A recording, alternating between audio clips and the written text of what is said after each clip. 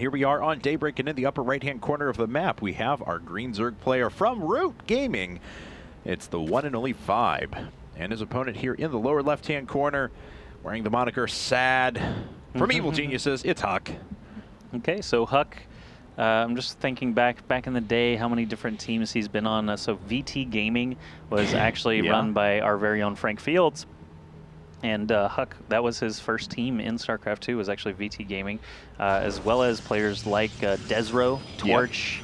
I'm trying to think. Torch Atero. actually just joined the IPL team yesterday. Yep, we got 2 days ago. I feel like Zerker was on VT Gaming. We had Gix and Future and just a bunch of guys that are still playing it now. There's his probe heart. He left it there for us. Always. While he scouted Root Vibe's base. And Vibe on the other side has been a member of I want to say Six Jacks Gaming was kind of his first team. He was. I'm trying to remember before that. I'm thinking he was with someone before that, but I can't remember. So Six Jacks debuted for Dallas, MLG Dallas 2010. That was the last MLG event of that year. And they had a whole crew. I had no idea who they were. Like Mihai/Abaxa was on the team, DDE, and Vibe, I believe, was one of those original members. So Six Jacks Gaming was kind of his debut team. If he was on a clan or something before that, I'm not sure what it was. But after that, after Six Jacks kind of folded, I think he went to Itzgosu. Was he on Itzgosu for a while? Yes, he was. Yes. Because, there were a couple of teams that were in contention to try and pick him up after Six Jacks. Did anyone right from Itzgosu then over to Root? Right, right. So, Vibe now playing for Root Gaming, which has had, an appearance and disappearance and reappearance of its own, as the founding members, Druby and Katz, did actually have a stint with Complexity that lasted all of last year. And so, now the newly formed Root having Vibe on the team is a huge asset, as Vibe did win WCS USA, as I mentioned earlier. They've got some really great players like Todd is on the team now. Katz and Druby, of course, are still there. Minigun is still on Complexity, but you forgot the best Protest player in the world. Kiwikaki? No, well, Athene? Yeah. Weird how I would get them confused when he said that. I don't know. They play so similarly. Yeah, I mean, they are really good practice partners. Yeah, they are. Pretty sure clearly rubbed off on each other, their styles. Taught Athene, but Athene taught Kiwikaki how to win. So that's right. Really, that's the more important thing. All right, well, second Nexus is coming up for HuK. He did decide to go for Nexus first, and Forge, Gateway, Photon Cannon, all those coming online at just about the same time.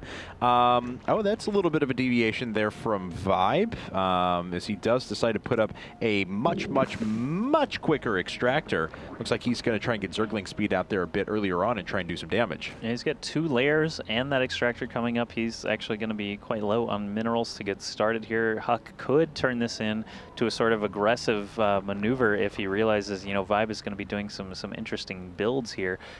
With that gas, he's, got the extractor finished, but hasn't actually started harvesting from it. Probe kill is really nice there, as HuK's probes are generally very annoying to deal with. Yeah, Vibe's still not gathering gas. He's had the extractor up. There we go. Finally, I think so. He just built new drones and had them direct over there rather than pulling off minerals. So that's probably good, though, because he was, spending a lot of minerals there early to get that stuff up. I just saw a click across the map for HuK. It was a pink click. It was right here, and I don't see any probes darting across to try and do any scouting or anything like that. We'll see Vibe, though. I've got my eye on him. He's going to try something a little bit stranger here. He's saving up for that 100 gas much quicker on than we normally see. I want to know what it's for. Yeah, still only building drones. He does not have 100 gas just yet to be able to research Zergling speed or anything like that, but once it's there, he certainly could, or he could build that Baneling Nest, Roach Warren, start producing those units very quick. There it is, Zergling speed right at 100, and he's not pulling off of gas. No, not yet. So we'll see what his final use is going to be, but a strong mid-game attack here could be pretty cool. A lot of lings and just try and disrupt damage.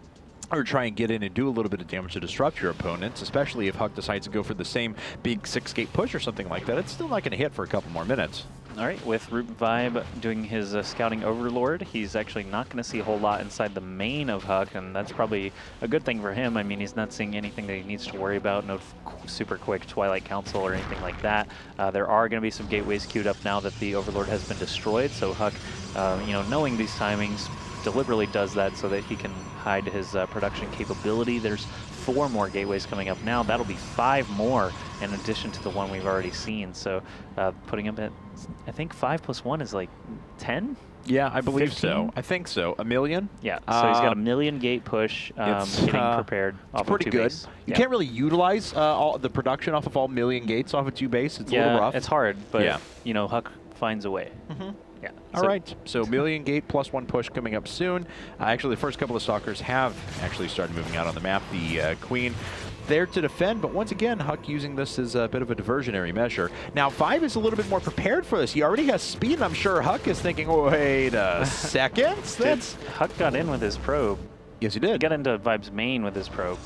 He's definitely going to use this to his advantage. A bunch of Lings actually ran past the probe, I noticed on the minimap, and allowed that probe to get in there. So he's already built 2 pylons. The Queen was chasing him. I don't know what happened to it, but ViBA is not... I don't know what ViBA's doing because he knows that there are pylons in his base. He was just following that probe a second ago. He definitely doesn't have any vision of it whatsoever. So weird. He's a little more worried about these this large round of speedlings, which is being very easily warded off by a couple of sentries with force fields. The pylons are done. Yeah, HuK can just warp in here. There's an evolution chamber coming, but no spine crawlers. I mean, I really don't know how ViBA missed that. And that, I think, is going to be... I mean, HuK will take this to such a huge advantage, being able to warp into the main like this. Yeah, ViBA has to pull everything. There's nothing in production aside from 6 roaches and 8 lings, but that's spread across 3 different hatcheries. And HuK has the ability to warp at 6 units at a time inside of ViBA's main. It looks like they're just going to town on this drone line as some roaches start to pop out. They're going to do some battle here, but sentries actually being worked in to force field the ramp is an excellent move. Of course, you see it from time to time. Sentry drops a lot of times. Usually you don't see it warping inside their base without a warp prism, but HuK's making it happen. 2 more sentries to be able to force field that ramp even longer. All these drones are nearly dead, and I don't know how ViBA's going to recover from this. His counterattack kind of fell flat. These Zealots could actually just hack down the lair. It's actually only down to 300 HP. Is going to be destroyed very quickly, and suddenly ViBA has really not a lot of options. HuK can continually warp in 1 sentry at a time, just clear out the rest of this main, kill the Evo Chamber, kill the spawning pool, kill the Roach Warren, and only have to pay for 1 sentry at a time to be able to do it. It's really, really disgusting what's happening right here. Yeah, with that +1 attacks, I mean, he was able to effectively neutralize so many Zerglings that were outside of the third. I mean, there were a lot of units that made their way out for ViBA just to try and counterattack that. When you look at the resources lost, it's double. That's double the amount right now. And HuK is looking pretty confident here and looking like he is going to wrap this up as a very quick 2-0. I mean, this is just a very convincing performance. And ViBA is arguably the best player in the United States. I mean, he did win, yes, the U.S. WCS. There's GG. But, you know, I mean, obviously there's a lot of very good players in the U.S., but, you know, ViBA, he's among the best, and that was just stomped him. That was ouchies. Yeah. I mean, the probe got into the main and built pylons. You can't let that happen. Like, you can't let that happen in any matchup. Yeah. And I saw Lings run past the probe. I saw a Queen actually tailing the probe, but he's like, "Oh, what's that Queen doing there? Send it back to the lair," you know. And it just totally missed the fact that HuK was going to be able to warp in to his base. The pylons were even there for a short time before he used them. There was an opportunity to stop that, but ViBA was just a little bit too distracted with his own. You know, attacks there and just couldn't defend, lost all his tech, and that's once that happens, really HuK only needs sentries from that point to defend back at home and defend in ViBA's base. He just made ViBA's base his own. All right, well, there we are, guys. It's that's our first set in the bag. We're going to go to our second set here in just a second. It's going to be Quantic Illusion going up against Evil Genius's Suppy. That is actually our last set of the night. A little bit shorter cast. We obviously had 8 matches in the first round, and you can't do 3 each night. You get an uneven number. So one of the nights was going to be a little bit shorter, and it is tonight. Tomorrow, actually, we go into the European World Championship qualifiers. We'll start those off. Next week, we'll actually finish up the round of 16. We'll also start jumping into the IPTL up and down matches and the Premier Division playoffs. Gotcha. Should we show the caster search video again for the people who just joined us? Sure.